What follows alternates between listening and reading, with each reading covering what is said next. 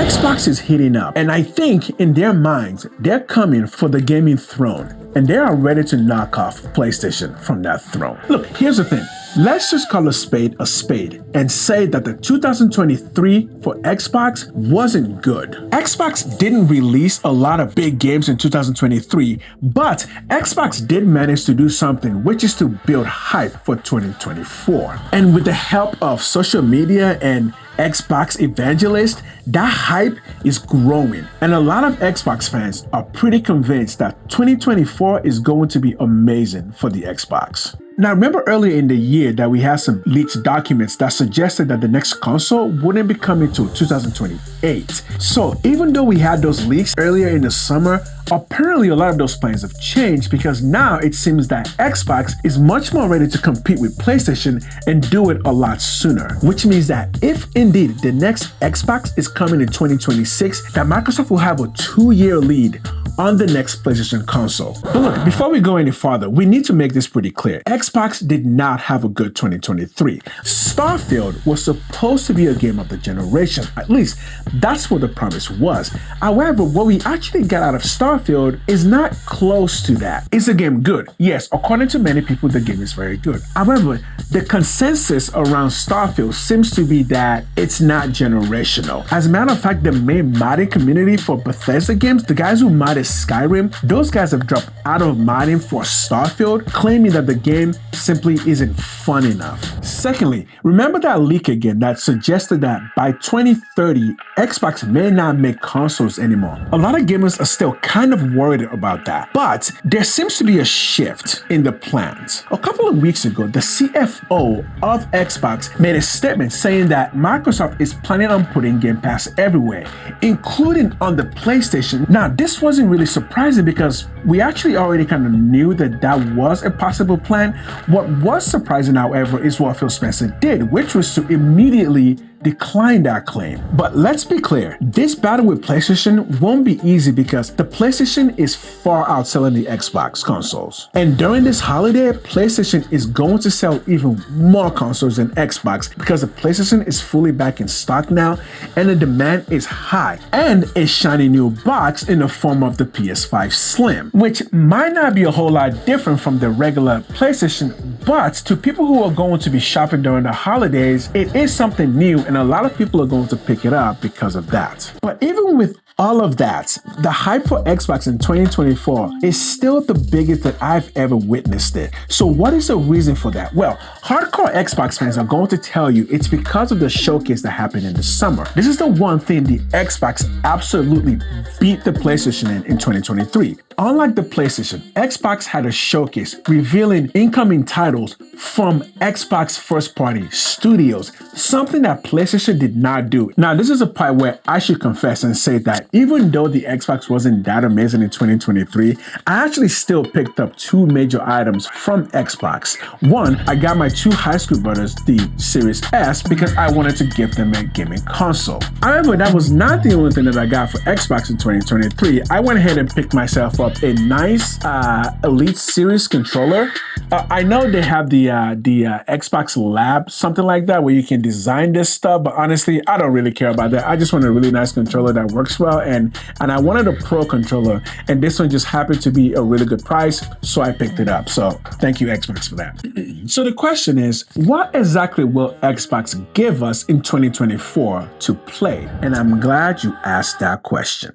Firstly, remember that the Activision Blizzard deal has gone through, which means that in 2024, we will probably get all Activision games and all Blizzard games on Game Pass, which also might mean the Diablo expansion that's also coming later next year, although we don't really know if that's going to be the case yet. And then secondly, games like South of Midnight and Clockwork Revolution look like they could legitimately bring something new to the gaming world, but we don't actually know if those games are going to release in 2024 or 2025. If they release in 2024, those 2 games could provide a major boost to Game Pass. Again, here's where I need to be honest with you guys. I'm probably not gonna play HellBlade 2 because honestly, all that whispering and psychosis stuff, yeah, I don't really do too well with that. I played the first HellBlade and boy, after about 3 hours of hearing whispers, it just became too much. I'm just like, no, this game is not for me. But HellBlade 2 is most likely going to release in 2024. And the character model in that game looks incredible. And with Unreal 5 in full swing at all the major studios at Xbox, all the games that we will see coming from Xbox in 2024 are going to look stunning, including an upgrade to Flight Simulator, which now will give you the ability to have jobs. So if your job in real life is just not exciting enough, you can just come home, lay on your couch, and go on some rescue missions where you save people. There you go. Xbox did that. But also in the midst of all those reveal of major AAA games that are coming out soon, there were some really interesting indies that again are going to help out Xbox, because right now Xbox is getting a lot of praise for their work with indie games. And games like 33 Immortals, which is a 33-person co-op game, and Towerborn, those games will boost Xbox focus on indie games. Yes, even though it's hard to tell now what a indie game is, honestly, I think we should just come up with a definition and just stick with it. Because the one thing we also learned in 2023 is we don't really know what it means to be an indie game anymore, apparently. But sorry for that tangent. Let's get back on track. Xbox has Vin Diesel. Yes, that is correct. It doesn't matter who you are, Vin Diesel showing up in your game is a pretty big deal. So the fact that Vin Diesel isn't R2 might actually help us sell more copies. And that would be a great segue to talking about the next thing that Xbox has always been good at, which is Western RPGs. And that tradition is going to continue with games like Fable and Avowed. I'm not sure if Avowed is going to come out in 2024 because we didn't really hear anything about that. But Fable does seem to be a game that will most likely come out in 2024, even though we don't have any dates on that either. This needs to be said. If Xbox is going to have a major 2024, some of these games that we don't have dates on need to probably come out, because I don't know how many gamers can wait another full year of not having great Xbox games, because 2025 happens to be a year where one of the biggest games in history is going to come out, which is GTA 6, and I don't really think anybody wants to be competing with those games then. So I think if a lot of these games do not come out in 2024, it may not actually work out well for Xbox in 2025. And now that we are on the topic, I wonder if a lot of these games are going to end up getting pushed back to the next Xbox console, because again, we're already in 2024.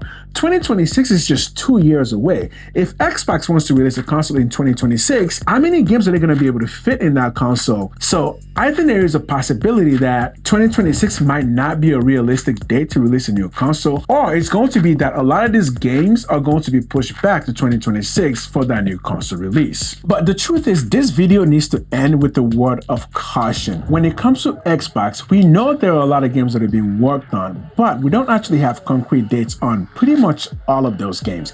Even a game like HellBlade 2 that we are pretty sure will come out in 2024, all we have is the 2024 year and no specific date or even month. Pretty much right now, the only game that we seem to have a pretty good idea that is going to release early next year is Stalker 2, and even that game could be delayed once more because again, the war in Ukraine is still going on, and Stalker is a game being made and released by Ukrainian developers. And so again, a word of caution, because the biggest thing Xbox has been struggling with the past several years is hyping up the next year so much and then under-delivering. Look, with all this stuff aside, honestly, I really want Xbox to have a fantastic 2024 because there's a lot of people who are getting tired of the Xbox task or the PlayStation bias conversation that's been happening, and I can't imagine that Phil Spencer is making any excuses for why 2023 wasn't a fantastic year, and he's just ready for 2024 to begin and finally start delivering on his promises.